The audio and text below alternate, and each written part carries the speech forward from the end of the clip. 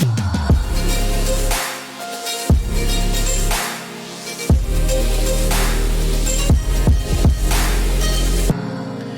to the Entrepreneur's Odyssey, the podcast where we explore the highs and the lows of entrepreneurship, featuring the bold and the brave who dare to dream. Every episode, we dive deep into the strategies that work, the challenges that teach, and the moments that change everything. Whether you're a seasoned entrepreneur or just starting out, these are the insights and experiences you need to fuel your own Odyssey.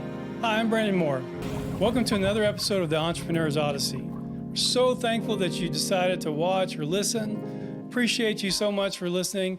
Why don't you do us a favor and share this episode with somebody that you think is going to help. I really think that every episode has something for somebody, and there might be a business owner that needs this content that you know. So please do us a favor and share it with somebody that you know. Today we're going to talk about vision. What's important about having, as a business owner, having a vision. Yesterday, I talked to a group of business owners about the importance of having clarity.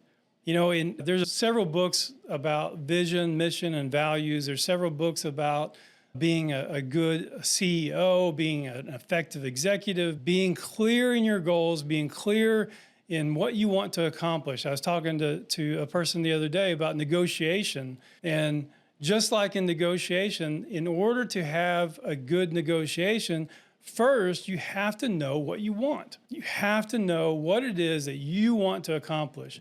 And so with your vision, which includes your mission statement, your values, and then your goals, you have to be clear. You can take a few moments and write down what your mission statement is, what your purpose is. In our book, I talked about how you can use the 5 whys to determine what your vision is or what your mission statement is. That mission statement, I prefer it to be only like a 14-word sentence. Within our mission statement of helping people earn more and keep more of what they earn, those 2 parts, earning more has to do with business advisory work, revenue, growth of sales, and reduction of costs. And to keep more of what they earn, well, that's our tax planning and tax strategies and tax compliance. And so within that sentence, you had the broad spectrum of what our firm did for our clients. So every business owner can get clarity in their vision by following a strategic planning process. Now, yesterday, I took a few business owners through a strategic planning process. It was an ad hoc meeting. I was asked to come in and fill in for the group leader. He had to go away on business. And so I came in and just did a quick strategic planning process with them. Normally, a strategic planning process takes 2 days or about 12 hours, 2 6-hour days. And I tried to fit it into an hour. So you can tell we went really fast, and I didn't really get a lot of information on each topic, but gave them an overall idea of how they can develop their strategic plan. The first thing that we talked about that you need in the strategic planning process is, where are you now? You really need to locate yourself. You need to understand the cold, hard facts of where you are now. Where is the business? What are your sales? How many employees do you have? What's your cost of inventory? What's your balance sheet look like? What's the market look like right now? How much market penetration have you achieved? What is your branding? And your now picture can be financial information, and it can be non-financial information. When you get into your brand recognition, or if you get into, like for a CPA firm, some of the non-financial is how many tax returns do we complete per month, or how many tax returns do we complete per year. Those are things that you need to know, how much capacity each preparer can handle per year. Those are things that you need to know right now, and getting those things written down will help you with the next phase. So what's the next phase? Many people start with now and then immediately go into strategy. Okay, this is where we're at, and so we're going to do this for sales, we're going to do this for inventory, we're going to do this for social media content and marketing, we're going to do this, this, and this. And that's not going to help you achieve your goals yet. The next part of the process is, where do you want to be? This is the vision of where you're going to be in 6 months, in 12 months, 18 months, 3 years, 5 years. And you can do this strategic planning process for each of those time frames. I would start out with 12 months. So every business most of the time, your business cycle for a business happens within a 12-month period. It may not be a calendar period, but it's a 12-month period most of the time. If your sales is this number, where do you want to be 12 months from now? And you can do that as a percentage. You can say, I want to have 20% increase this year of gross sales. And then you can do the same thing with your net income. I want to have a 5% increase of my net income. I want to have a 20% reduction in my payroll costs or my supplies costs or something else like that. But you need to be really specific about the where. You want to be specific about the goals. When you're setting goals, you also want to make sure that they're SMART goals, that they're specific, that they're measurable, that they're attainable, it's relevant to your business, and it's time bound. There's a time constraint on it. So those SMART goals you have to have those parameters for them to be a goal that can be met and that you can put as a priority.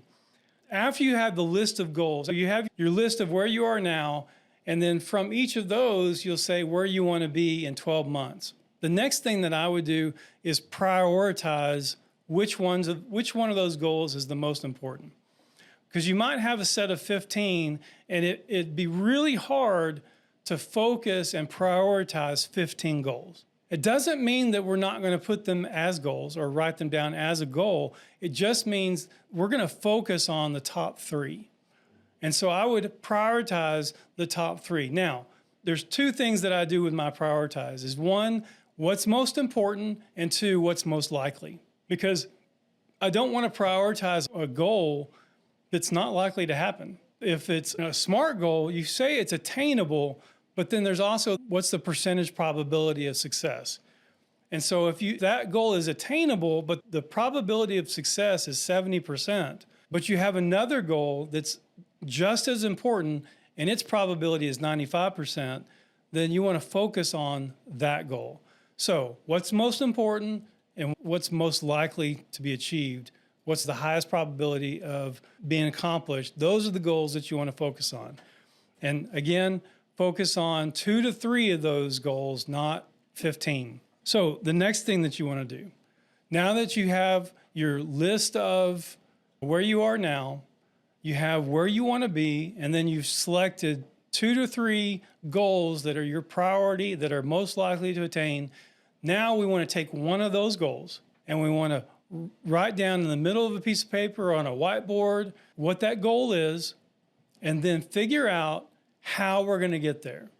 And this is called a mind map, where you write it in the middle, you have where you want to be, and then the how we just put in little bubbles all around it. And we try to figure out, we don't try to rank the ideas, we just try to put as many ideas as we can. And one of the people in the meeting yesterday said, but what if you're limited by your knowledge? What if as a business owner, I don't know of how I'm going to reach the goal? I don't know how to increase sales, or I don't know how to add more employees, or I don't know these things. Well, that's where your mentors and your research and your study comes into play. You might go to conferences, you might have mentors, colleagues, you might have a mastermind. The thing that we were in yesterday, that meeting, was basically a mastermind of business owners, which allows for ideas and creativity to flow amongst the members. So if you're stuck on not knowing how you're going to get there, then you call some people, ask for ideas, ask what they did to grow, ask what some of the things that they did to increase their sales. Did you know that Brandon has written not 1, not 2, but 5 books? A few of them I have right here in front of me in the studio. And we want to invite you, go on Amazon, go to his website, brandonkmoore.com, and find the book that best meets your needs today, so you can dive in, get more behind like what exactly happened in Brandon's life. Specifically, the E-Hero's Journey is one of my favorites because it actually gives you his full story of his process. And it's actually very similar to why we named the podcast The Entrepreneur's Odyssey. I do want to encourage you to get the workbook that pairs with it, because it gives you step-by-step information of how to begin this process if you are a new up-and-coming entrepreneur. Along with that, the beginning of wealth, great book for those who are wanting to understand the framework of what it means to think like an entrepreneur and a businessman. So again, go to Amazon. If you do have one of our books, please leave a review on Amazon and our website. We so much appreciate the support for Brandon K. Moore. Thank you. Another person that you might talk to is a competitor. In West Texas, the CPAs are not necessarily competing against each other. Many times I called other CPAs and asked for what they did, and I never got turned away. When I was just starting out, there was another CPA that was an elder at our church, and I would call him and ask him for advice all the time. And he never turned me away, never told me, no, I'm not going to help you. He always gave his honest advice. If you're stuck on that, yeah, find ways to fill up that. So in the how, you've got the goal in the middle. You've written down maybe 20 things that are around it as to how you can increase sales. So what's the next step? Well, the Pareto principle. You probably heard it as the 80-20 rule. 20% of the ideas are going to have the 80% of the impact.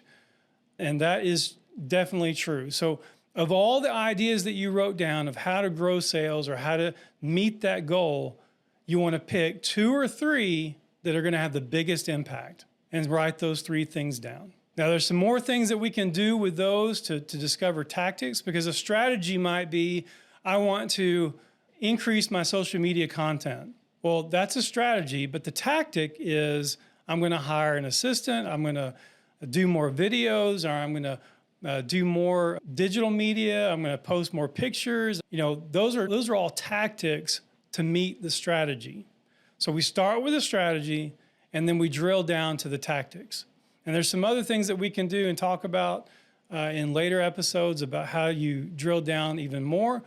But let's just stop at the strategic level, the overall strategy. The tactics, I'll leave for you to decide. Now, when you've discovered the strategy, or 2 or 3 strategies for that goal, then what do?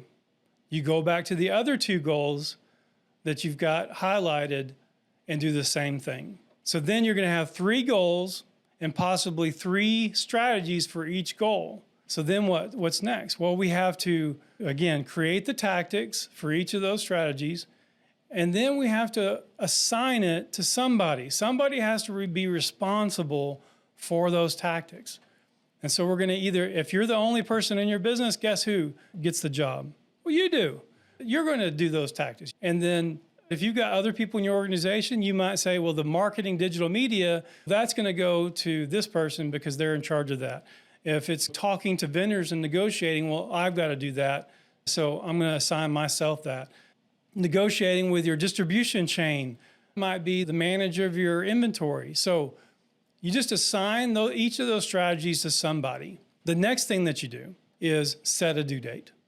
Remember when we said that this goal is what you can reach in the next 12 months? Well, you need to set a due date.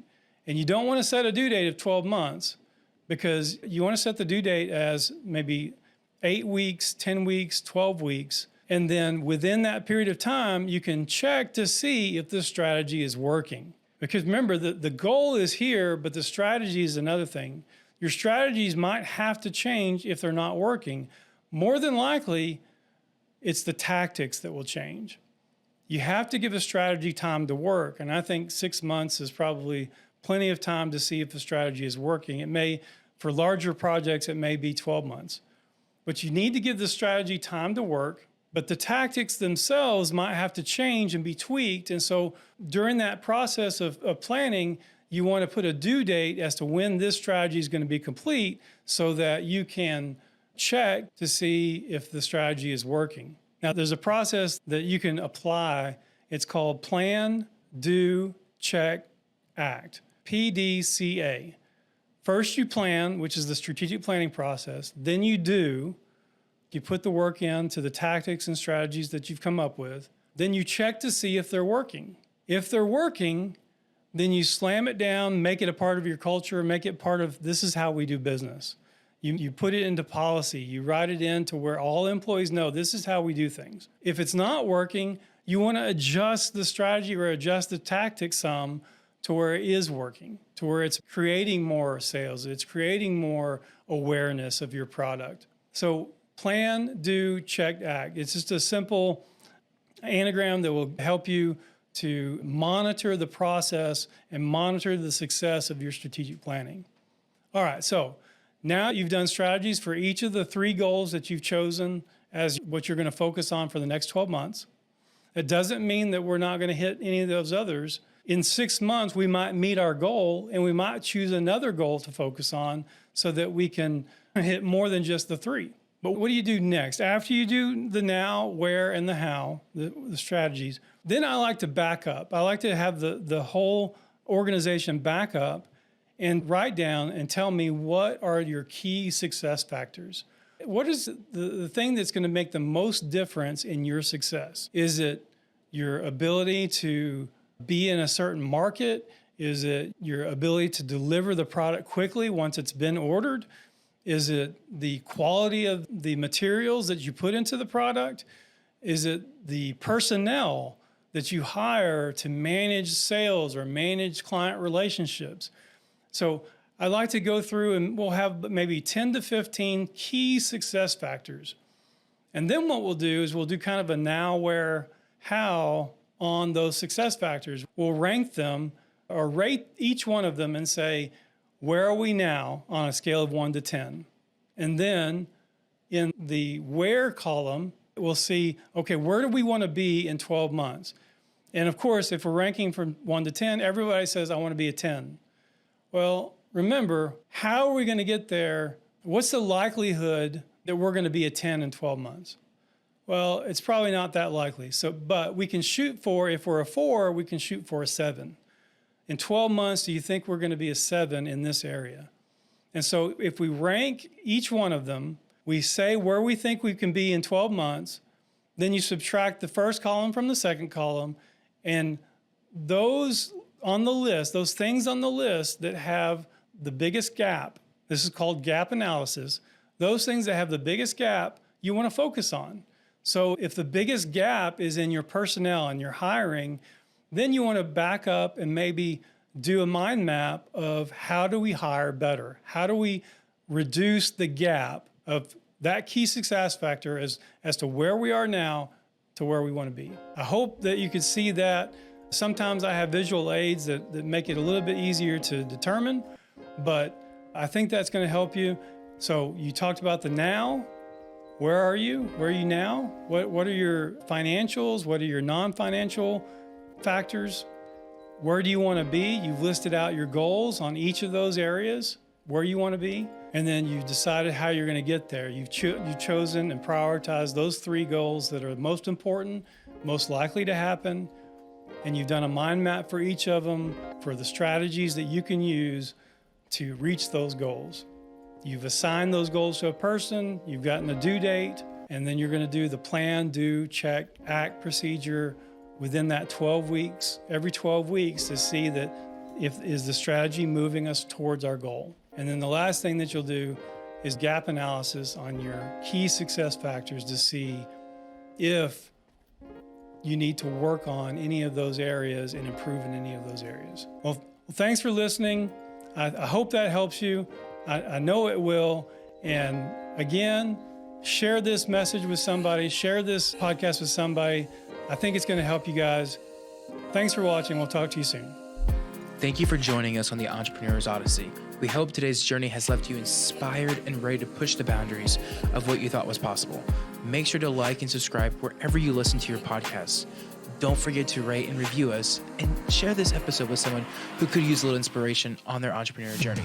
Join us for more insights and stories. Until then, keep chasing your dreams and write your own Odyssey.